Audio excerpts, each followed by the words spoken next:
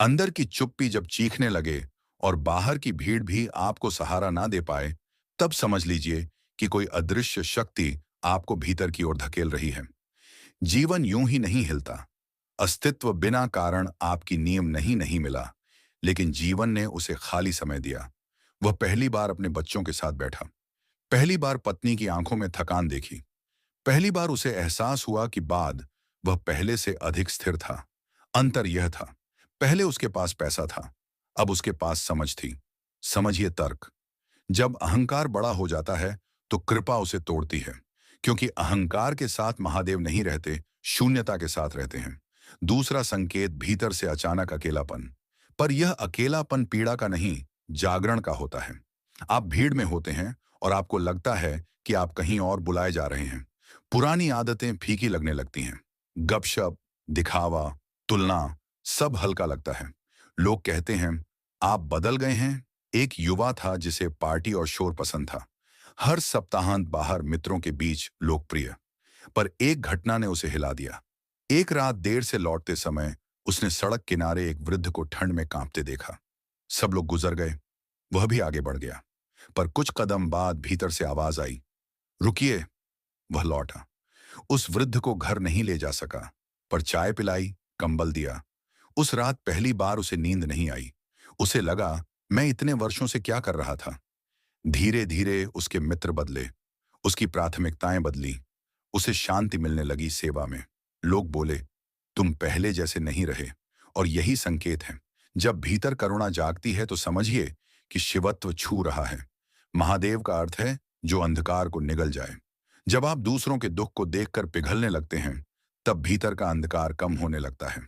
तीसरा संकेत, संकट में भी एक अनजाना धैर्य। ध्यान से समझिए, परिस्थिति नहीं बदली, पर आपकी प्रतिक्रिया बदल गई। पहले छोटी बात पर क्रोध आता था, अब आप ठहर जाते हैं। पहले अपमान पर तुरंत जवाब देते थे, अब मुस्कुरा देते हैं। यह दबाव नहीं, परिपक्वता है। एक परिवार पर अचानक बड़ा आर्थिक संकट आया। कर्ज, बीमारी, रिश्तों में तनाव। सबको लगा कि घर का मुखिया टूट जाएगा। पर उसने एक दिन सबको बैठाकर कहा, घबराइए मत, यह समय भी जाएगा। उसने योजना बनाई, खर्च घटाए, स्वयं अतिरिक्त काम किया। रात में चुपचाप रोया, पर दिन में स्थिर रहा। धीरे धीरे स्थिति सुधरी। बाद में किसी ने पूछा, इतनी शांति कैसे रख पाए? उसने कहा, जब सब कुछ हाथ से निकल रहा था तब भीतर किसी ने मेरा हाथ पकड़ा।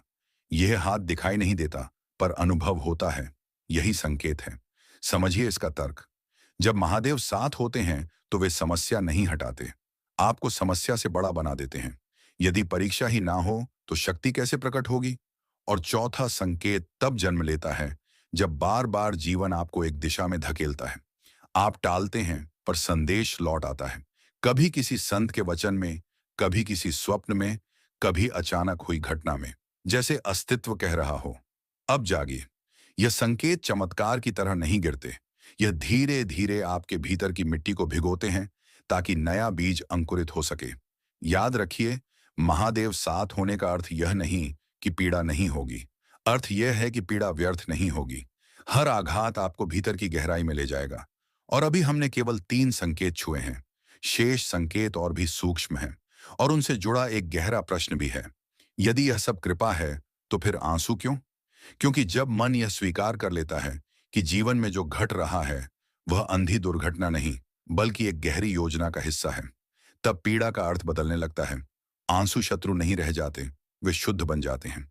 अब चौथा संकेत समझिए, बार बार एक ही दिशा में धकेला जाना। आपने कभी अनुभव किया है कि आप किसी निर्णय से बचना चाहते हैं, पर परिस्थितियां आपको उसी मोड़ पर बार बार लाकर खड़ा कर देती हैं। आप सोचते हैं यह संयोग है, पर संयोग इतनी जिद नहीं करता।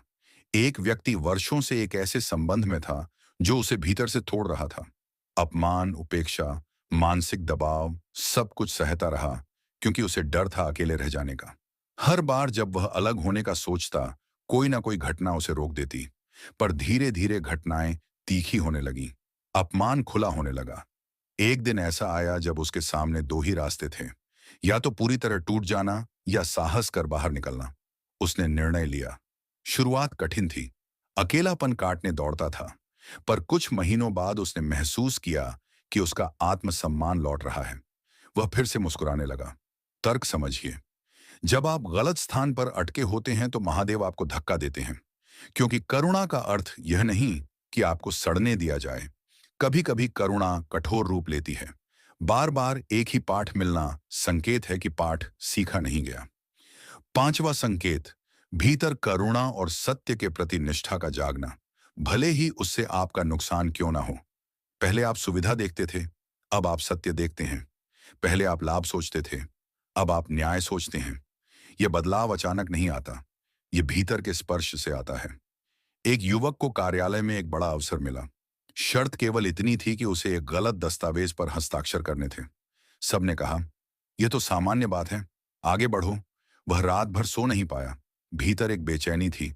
उसे लगा जैसे कोई कह रहा हो, आप यह नहीं है। उसने मना कर दिया। अवसर गया। कुछ लोगों ने उसका मजाक उड़ाया, पर कुछ समय बाद वही संस्था घोटाले में फंसी। जिन लोगों ने हस्ताक्षर किए थे वे संकट में आ गए। वह युवक बच गया। यह चमत्कार नहीं था, यह भीतर की चेतावनी थी। जब महादेव साथ होते हैं तो वे पहले विवेक जगाते हैं, और विवेक आपको ऐसे निर्णय लेने की शक्ति देता है जो तत्काल लाभ के विरुद्ध हो, पर दीर्घ काल में आपकी आत्मा को सुरक्षित रखें। अब उस गहरे प्रश्न पर आते हैं। यदि महादेव साथ हैं तो फिर पीड़ा क्यों? ध्यान से उसने बाद में स्वीकार किया, यदि वह समय ना आता तो मैं कभी इतनी गहरी ना बनती। ये समझिए, महादेव साथ हो तो वे आपको केवल बचाते नहीं, आपको रूपांतरित करते हैं। इन 5 संकेतों को जोड़कर देखिए। जीवन का अचानक हिलना, भीतर का जागरण और अलगाव, संकट में धैर्य, बार बार एक ही दिशा में धकेला जाना, करुणा और विवेक का विस्तार। यदि यह आपके जीवन में घट रहे हैं तो आप अकेले नहीं हैं, पर सावधान रहिए। संकेत पहचानना पर्याप्त नहीं, उन्हें स्वीकार करना आवश्यक है। यदि आप पुराने ढर्रे पर लौट जाएंगे तो संकेत और कठोर हो जाएंगे, क्योंकि अस्तित्व अधूरी जागृति को पसंद नहीं करता।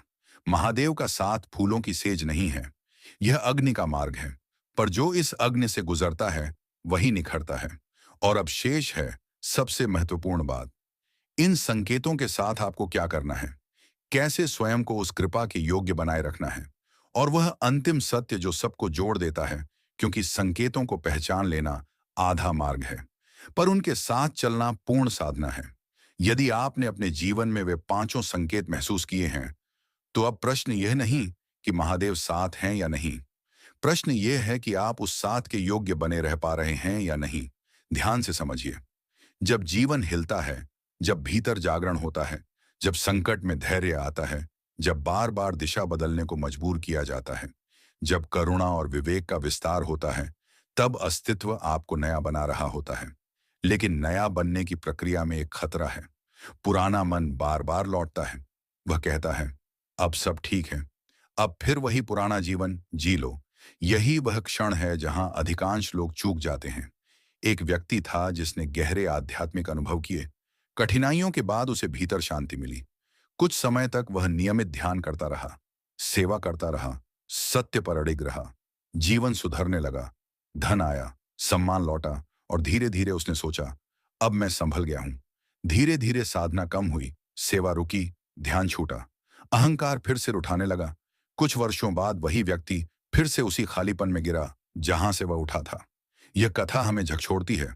संकेत मिल जाना कृपा है, पर निरंतर सजग रहना साधक का कर्तव्य है।